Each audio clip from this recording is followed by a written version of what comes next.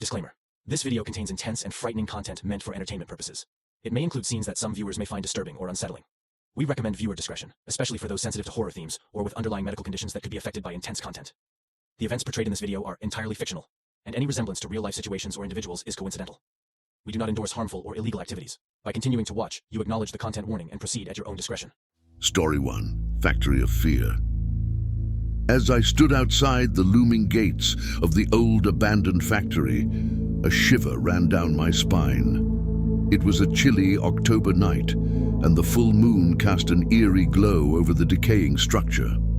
I couldn't believe I had agreed to explore this haunted place, but curiosity had gotten the better of me. My friends, Jake and Sarah, had dared me to spend the night inside the factory. They believed in all sorts of supernatural phenomena, and this place was infamous for being haunted. I took a deep breath and pushed open the rusty gates, their squeak echoing through the night. The factory was a maze of rusted machines and broken conveyor belts. The air was thick with the scent of decay and rust. My flashlight's beam cut through the darkness, revealing walls covered in peeling paint and graffiti that told stories of other brave souls who had ventured here. As we ventured deeper into the factory, I couldn't shake the feeling of being watched. My heart pounded and my palms grew sweaty. I tried to dismiss it as my imagination, but the unsettling sensation persisted. Sarah whispered, her voice trembling, "Did you hear that?" I strained my ears and heard it too, a faint, eerie whisper that seemed to echo through the factory. "Who's there?" I called out, my voice quivering. No response, only the distant sound of dripping water and the occasional creaking of the old machinery filled the air. We pressed on, moving deeper into the factory's belly. Suddenly, the temperature dropped, and our breath formed frosty clouds in front of us. My flashlight flickered, casting eerie shadows on the walls. Panic set in as the flashlight died completely. In the darkness, I could feel the weight of the factory closing in on us. "We need to get out of here," Jake said, his voice filled with urgency. But before we could make our way back to the entrance, a blood-curdling scream pierced the silence. It was Sarah. We rushed towards the source of the sound, stumbling through the pitch-black corridors. We found Sarah huddled in a corner, her eyes wide with terror. "I saw something," she whispered, her voice quivering.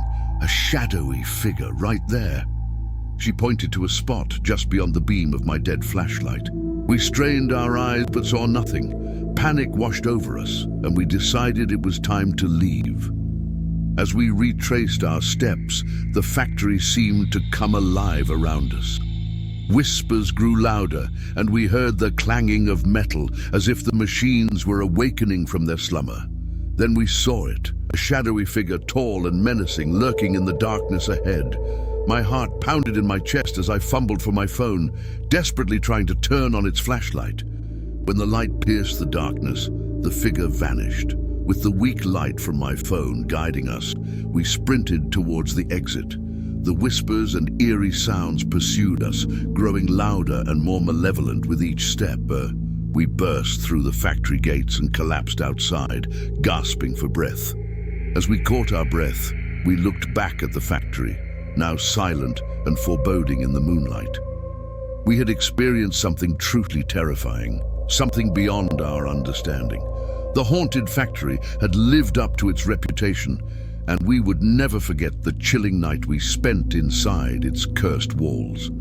To this day, I can't explain what we saw and heard in that factory, but I know one thing for certain: I'll never set foot in there again. The haunted factory remains a dark and haunting chapter in our lives, a place where nightmares come to life and the line between the living and the dead blurs into a chilling reality. Story 2, The Phantom Machinery. It was a rainy autumn evening when my friends and I decided to explore the infamous abandoned factory on the outskirts of town. The tales surrounding this place were nothing short of chilling, and we couldn't resist the temptation to experience its mysteries for ourselves. The factory had once been a hub of industrial activity, but now it stood as a decaying monument to a bygone era. As we approached its towering gates, I felt a sense of foreboding wash over me. The raindrops drummed a haunting rhythm on the rusted metal, setting the eerie tone for our adventure. My companions, Mark and Emily, exchanged uneasy glances, but pressed onward, their curiosity matching my own. We pushed open the creaking gates and stepped into a world frozen in time. Inside, the factory was a labyrinth of corroded machinery and broken catwalks. The air was thick with the scent of rust and dampness. Our flashlights pierced through the darkness, illuminating the remnants of a once bustling workspace. As we ventured deeper, the temperature dropped drastically. Our breaths formed misty clouds in the frigid air. We could hear faint whispers, as if the very walls held secrets that longed to be told. "Did you hear that?" Emily's voice quivered. We fell silent, straining to listen. The whispers grew louder, a cacophony of ghostly voices that seemed to emanate from the very walls themselves. My heart raced, and I could feel the eyes of the past upon us. "Who's there?" Mark called out, his voice trembling. The echoes of our voices bounced back, distorted and eerie, as if mocking us. Without warning, our flashlights flickered and died. Panic gripped us as we fumbled to relight them, but they remained stubbornly dark. In the inky blackness, we heard the unmistakable sound of heavy, dragging footsteps.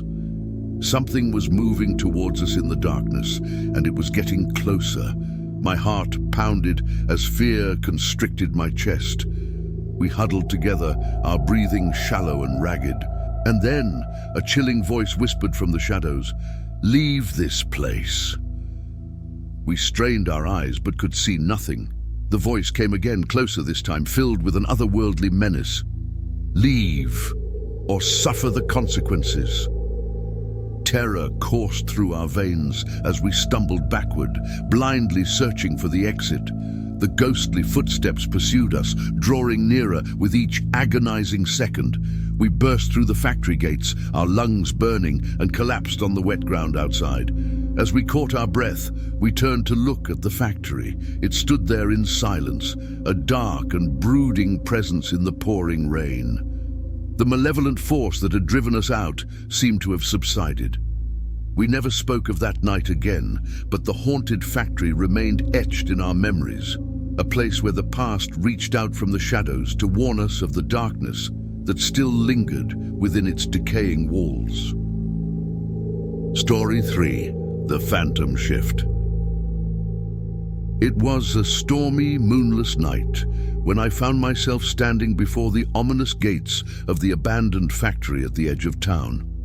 The factory was a colossal, crumbling structure, and its dark silhouette against the raging tempest sent shivers down my spine. I had heard whispers about the place, tales of something otherworldly that lurked within its walls. Tonight, curiosity had overcome my better judgment.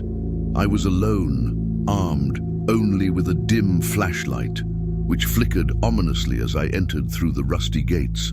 The factory was a maze of winding corridors, broken machinery, and shattered windows. Rainwater dripped from the ceiling, creating eerie, echoing drips that resonated through the empty chambers. As I ventured deeper, I felt an oppressive atmosphere settle around me, like a heavy fog. I could hear faint, ghostly whispers carried on the wind, but they were too soft to decipher. Ignoring the growing unease, I pressed on, determined to uncover the truth behind the factory's sinister reputation. Suddenly, I heard the unmistakable sound of footsteps echoing in the distance. Panic gripped me, and I turned off my flashlight, plunging myself into darkness. I crouched behind a stack of rotting crates, my heart pounding in my chest. The footsteps drew nearer, slow and deliberate, echoing through the cavernous space. I strained my ears to identify their source, but there was something unnatural about them, as if they were not quite touching the ground. My breath caught in my throat as a shadowy figure materialized in the gloom. The figure was tall and slender, moving with a spectral grace. Its eyes glowed with an eerie, unnatural light. I watched in terror as it drifted closer, its ghostly form hovering above the ground. It seemed to sense my presence, and its eyes locked onto mine. I wanted to flee, but my body refused to obey. The apparition moved closer, and I could feel its icy breath against my face. Its voice, a chilling whisper, slithered into my mind. "You shouldn't have come here," it hissed. Fear seized me as I realized that this entity was not of this world. I managed to break free from my paralysis and scrambled to my feet, fleeing blindly through the darkened factory. The spectral figure pursued me, its presence looming ever closer, its whispers growing louder and more menacing. I burst through the factory doors, gasping for breath as the storm raged on. I dared not look back at the haunted factory, for I knew that whatever I had encountered was not a mere legend or ghost story. It was a malevolent force, a spectral guardian of the abandoned factory, and it would forever haunt my nightmares. As I left that accursed place behind, I knew that some mysteries were best left unsolved, and some places were better off forgotten in the depths of the past. The haunted factory remained a sinister enigma, a place where the line between the living and the dead blurred into a horrifying reality.